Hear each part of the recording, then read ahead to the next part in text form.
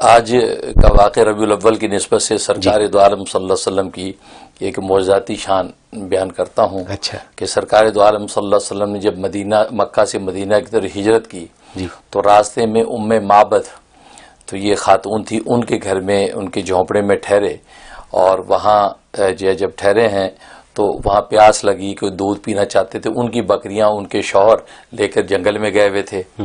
تو آپ نے کہا جی کوئی پینے کو ہے یہاں پہ؟ ان کے میرے پاس تو کچھ بھی نہیں، سب بکریاں باہر گئی ہوئی ہیں چراگاہ میں. تو آپ نے دیکھا، کہا کہ یہ تمہارے پیچھے یہ کیا بکری ہے کھڑی ہے؟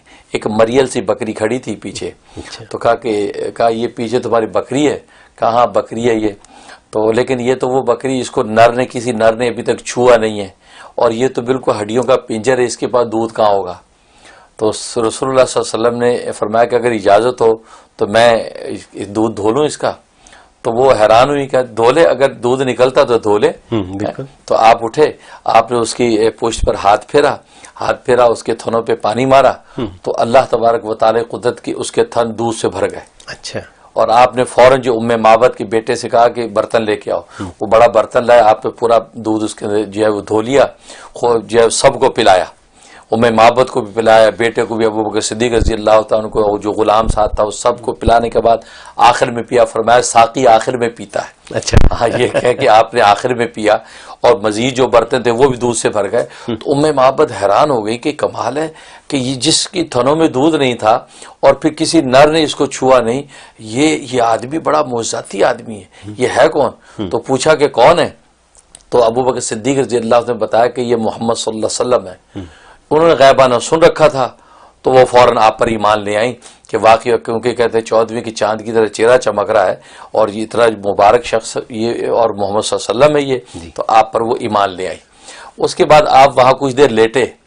تو لیٹے کے بعد جب بیدار ہوئے تو آپ نے پانی مانگا کہ پانی چاہیے، تو پانی دیا. آپ نے ہاتھ دھوئے اور منہ میں کلی کر کے آپ نے کلی جب پھینکی ہے تو ایک کانٹے دار درخت تھا وہاں پہ.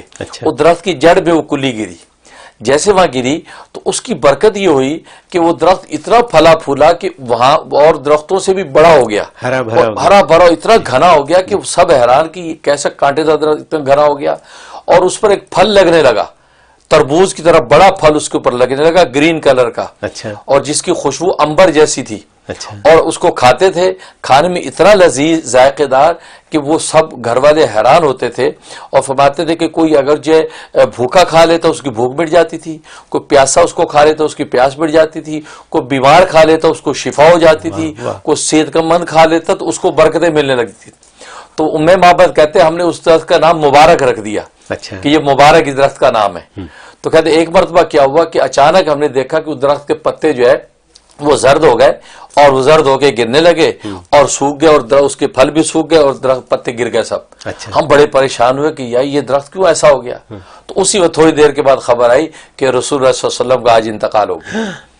آپ کی زندگی تک وہ بھی ہرا بھرا رہا، جیسی آپ کا وصال ہوا وہ جو ہے وہ بالکل مرجھا. ان کا ہی درخت ہے، انہی کا وہ کلی کی برکت نبی پاک سے کہ آپ کے جسم سے جو پانی لگا اس کی برکتیں. اسی طرح لکھا ہے ایک مرتبہ آپ غسل فرما رہے تھے پردہ کر کے، تو آپ کی بیٹی زینب وہ بھاگ کے آتی تھی اور آ کے جو ہے نا وہ امیمہ وہ جھانکتی تھی آپ کو، تو جیسے نانا کو جھانک، چھوٹی بچی ہے. تو آپ نے ایک مرتبہ کلی منہ میں لے لی کہ اب آئے گی اس کو منہ پہ ماروں گا. تو جیسے پردہ ہٹا کے یوں دیکھا کہ نانا ابا کیا کر رہے ہیں، آپ نے زور سے کلی ماری، اس کے منہ پہ کلی گئی. فرماتے کہ 80 سال کی بڑھیا ہو گئی تھی لیکن چہرہ 18 سال کی حسینہ جیسا تھا، چہرے پہ بڑھاپا آیا ہی نہیں. یہ نبی پاک کی معجزاتی شانیں ہیں، اور جو نبی ہمیں ربیع الاول کے مہینے میں ملا. اللہ سے دعا ہے کہ اللہ تعالیٰ ان کی جو ہے لائے دین پر عمل کرنے کی ہمیں توفیق عطا فرمائے. آمین ثم آمین.